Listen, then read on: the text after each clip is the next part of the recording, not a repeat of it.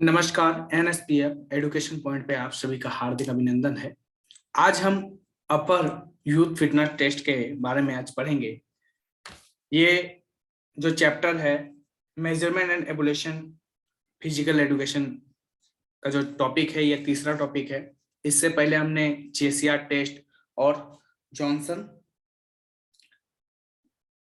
Basketball test के बारे में बताया है। यदि आप उस वीडियो को अभी तक नहीं देखे हैं तो आप जाकर हमारे YouTube के चैनल पर जाकर देख सकते हैं। यदि आप नए हैं तो हमारे YouTube के चैनल को सब्सक्राइब करें, और यदि आपको वीडियो अच्छी लगती है तो आप लाइक कमेंट करें, जिससे हम और ज्यादा वीडियो बना सकें। चलिए आगे बढ़ते हैं। अपर यूथ फिटनेस टेस्ट, आज हम इसमें introduction, equipment required, test item और एडमिनिस्ट्रेशन और स्कोरिंग के बारे में पढ़ेंगे। Introduction. The revised upper youth fitness test is a battery of 6 state items designed to give a measure of physical fitness for both boys and girls in grades 5th to 12th age. The tests were selected to evaluate specific of physical status, which take together given an overall pictures of youth person general fitness. Upper youth fitness test जो बनाया गया था, यह 1957 में Paul ए हंसिक के द्वारा इसको launch किया गया था इसका। और इसमें 6 टेक्स्ट आइटम है जिसे हम आगे पढ़ेंगे, और इसको बॉयज एंड गर्ल्स दोनों के लिए बनाया गया था। और ये 5 साल से 12 साल के बच्चों के अंदर जो शारीरिक फिटनेस की क्षमता है उसको चेक करने के लिए इस टेस्ट को किया गया था। अब इससे रिलेटेड एक बात है जो 1965, ये 1957 में तो इसको खोज हो गया, इसका टेस्ट बना दिया गया, लेकिन 1965 में इसका जो नेशनल नॉर्म्स जो है, उस समय इसका जानकारी कि ये कितने ग्रेड का है, इसकी जो जानकारी पहले नहीं हुई थी। 1965 से पहले इसकी पूर्ण रूपेण सत्यापन नहीं किया हुआ था, सत्यापित नहीं किया हुआ था, लेकिन नेशनल नॉर्म 1965 में किया गया टेक्स्ट नॉर्म। और यदि आपको जो 1965 में नेशनल नॉर्म्स हुए हैं, चेंजिंग हुए हैं, जो भी उसके बारे में आपको पढ़ना है तो आप हमारे डिस्क्रिप्शन बॉक्स में जाके आप देख सकते हैं, उसका लिंक नीचे दिया गया है। चलिए अपर का फुल फॉर्म पहले देखते हैं, फिर आगे बढ़ेंगे। AAHPER, A for American, A for Alliance, S for health, P for physical और E for education, R for recreation. AAHPER का फुल फॉर्म ये है, लेकिन इसको यदि पूर्ण रूपेण बोला जाए तो इसको बोलते हैं American alliance for health, physical education and recreation. इसके लिए ही इसको बनाया गया था। चलते हैं नेक्स्ट। अब है हमारा अपर यूथ फिटनेस टेस्ट। इसमें क्या क्या टेस्ट सबसे पहले 1975 से पहले थे।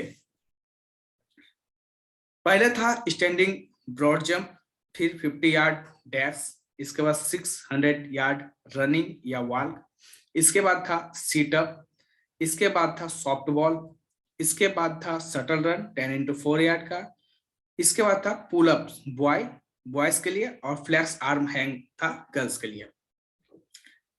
इसके बाद 1975 में जो चेंज हुआ तो उस समय 6 आइटम रखे गए। क्या क्या आइटम चेंज हुआ उसके बारे में मैं बताता हूँ आपको।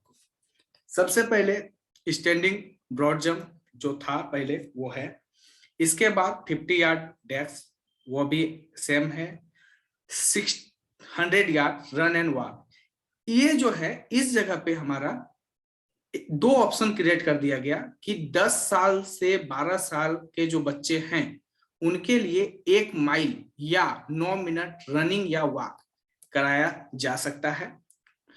दूसरा जो है वो 13 साल से जो ऊपर एज के हैं, एवब एज के, बॉयज हो या गर्ल्स हो, उसको 15 मिनट 15 माइल्स का डिस्टेंस कवर करना है और 12 मिनट का रन या वॉक, इसमें से कोई दो में से एक आप कर सकते हैं। इसके बाद सीटअप, सीटअप जो था उसको भी चेंज करके क्या कर दिया गया, बेंड नी कर दिया गया, बेंड नी को में कन्वर्ट कर दिया, सिटअप बेंड नी सिटअप कर दिया गया। इसके बाद था सॉफ्ट वॉल जिसे हटा दिया गया। इसके बाद है शटल रन 10x4, सेम का सेम वही है। इसके बाद पुलअप्स बॉयज के लिए और फ्लेक्स आर्म हैंग गर्ल्स के लिए, ये सेम है। अब चलिए हम लोग बढ़ते हैं स्टैंडिंग ब्रॉड जंप की ओर। स्टैंडिंग ब्रॉड जंप, इसका पर्पस क्या था? तो इसका पर्पस है to measure the explosive power of leg, जो हमारे पांव की क्षमता है उसके लिए इसको इस टेस्ट को में रखा गया है। उसमें हमें इक्विपमेंट क्या क्या चाहिए? तो एक sand long jump pit and a measure shirt steel tape mat. हमारे पास एक लॉन्ग जंप पिट होना चाहिए, हमारे पास मेजरिंग टेप होना चाहिए, या हमारे पास मैट हो भी तो चलेगा। जैसे यहाँ पे देखिए इसमें मैट में कर रहा है, हम लोग यदि मैट ना हो तो हम लोग सैंड, जो लॉन्ग जंप का पीट होता है, सैंड पीट होता है, उसमें हम लोग कर सकते हैं। और इसको नापने के लिए हमारे मेजर टेप होना चाहिए। और जंपिंग स्टैंडिंग, खड़ा खड़ा जंप करना होता है। 50 यार्ड डैश, 50 यार्ड डैश, इसका पर्पस क्या है? पर्पस क्या है कि टू मेजर स्पीड, स्पीड को मेजर करने के लिए इसको किया गया था। इसमें इक्विपमेंट क्या क्या चाहिए? तो हमारे मेजरिंग टेप चाहिए और मार्किंग ट्रैक चाहिए, मार्क किया हुआ ट्रैक चाहिए, 2 स्टॉप वॉच चाहिए। आपको इक्विपमेंट दिख रहा है, एथलीट यहां से जैसे ही रन करेगा टाइमर स्टार्ट, और जैसे ये फिनिश पॉइंट पे जाएगा टाइमिंग ऑफ। मार्किंग करने के लिए डस्ट छूना भी चाहिए होगा, मीटर चाहिए होगा जो मार्किंग करने के लिए, नापने के लिए 50 मीटर यार्ड्स को। नेक्स्ट 600 मीटर यार्ड, इसको रन एंड वॉक का जो है उसको 2 बार में बांटा है, 10 से 12 इंच। 1 माइल्स के लिए 9 मिनट, रन या वॉक ये दोनों में से कोई भी आप करें। या 13 साल के लिए 15 माइल्स का रन एंड वॉक करें, या 12 मिनट के लिए रन एंड वॉक, दोनों में से कोई भी एक ऑप्शन आप ले सकते हैं। पर्पस इसका था क्या? इसका पर्पस है इंडोरेंस जानना। इसके बाद क्या है, इसके लिए हमें क्या क्या चाहिए इक्विपमेंट? तो इक्विपमेंट क्या चाहिए? पहले 600 मीटर का एक ट्रैक होना चाहिए। एक ट्रैक जो है 400 मीटर का होता है, उसके अंदर 600 मीटर का ट्रैक का मार्किंग होना चाहिए। और हमें क्या चाहिए? स्टॉप वॉच चाहिए।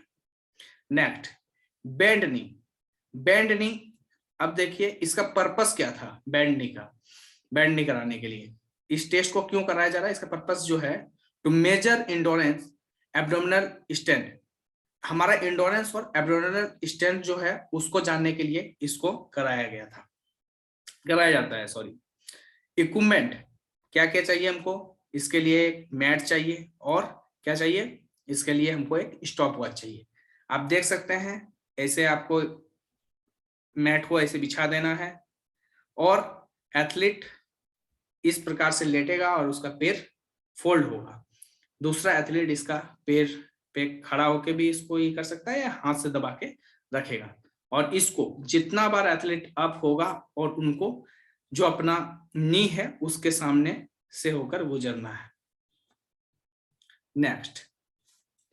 नेक्स्ट जो है हमारा है वह है shuttle run 10x4 yard. Shuttle run,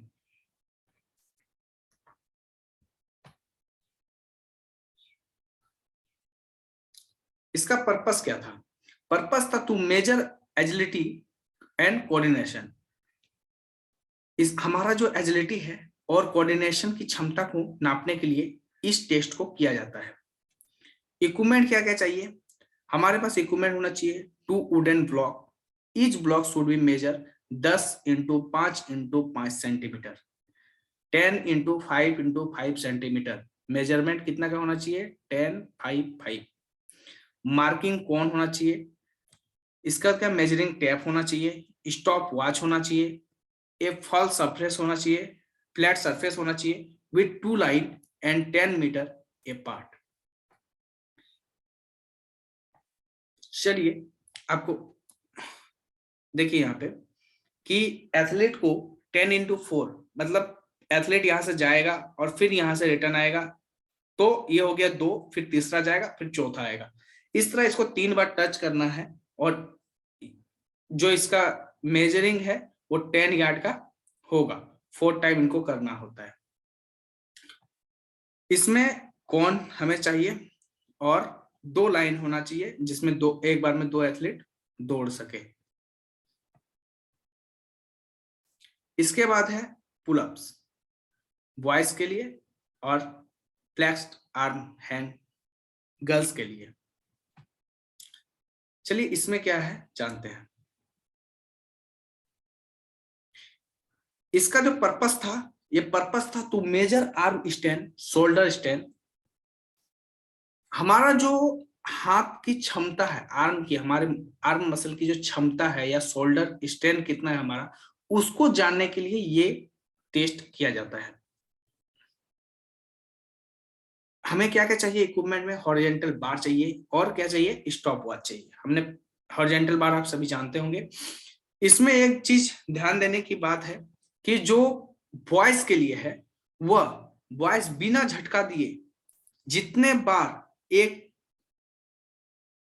बार वह बिना झटका दिए वो अपर की ओर जाएगा एक बार में, उसका वो सक्सेसफुली काउंट होगा। जब भी वो जाएगा तो उसका चिन अप बार से ऊपर होना चाहिए। ये 15 mm का होना चाहिए और इसका जो नीचे है ऑब्जेक्ट से सफिशिएंट होना चाहिए, ऑब्जेक्ट से ज्यादा रहना चाहिए हाइट में, जिससे यदि ऑब्जेक्ट बार को पकड़ता है, हॉरिजॉन्टल बार का बार को पकड़ता है, तो क्या होगा, उसका पैर जैसे नीचे ना टच हो और वो आसानी से इसको कर सके। दूसरा जो है गर्ल्स के लिए फ्लेक्स हैंग आर्म हैंग, जो गर्ल्स के लिए है, या मॉडल आर्म हैंग जिसको बोलते हैं हम लोग, ठीक है, मॉडिफाई जो होता है। उसमें क्या है गर्ल्स के लिए कि गर्ल्स को आर्म को होल्ड करते, इस प्रकार से होल्ड करके रखना पड़ता है और इसमें हमें स्टॉप वॉच की जरूरत पड़ती है कि वह कितना देर इस चीज को होल्ड करके रखा। जितना देर वो होल्ड करके रखेगा वो उसका नोटेड हो जाएगा। अपर योर फिटनेस टेस्ट, इसमें डे 1 में क्या क्या कराया जाता है और डे 2 में क्या क्या कराया जाता है। डे 1 में हमें पुलअप्स या फ्लेक्स आर्म हैंग पहला दिन, दूसरा दिन है बेंड नी सीटअप, तीसरा दिन है शटल रन, और डे 2 जो है उसमें है हमारा 50 यार्ड डैश, इसके बाद है स्टैंडिंग ब्रॉड जंप और 6 यार्ड रन एंड वॉक। आशा करते हैं कि आपको ये वीडियो पसंद आई होगी, और यदि आपको वीडियो पसंद आई है तो आप लाइक करें, कमेंट करें, शेयर करें, सब्सक्राइब करें। और इस वीडियो को पूरी देखने के लिए आप सभी का हार्दिक धन्यवाद एवं NSPF एजुकेशन पॉइंट पे आप सभी का तहे दिल से हार्दिक अभिनंदन। धन्यवाद।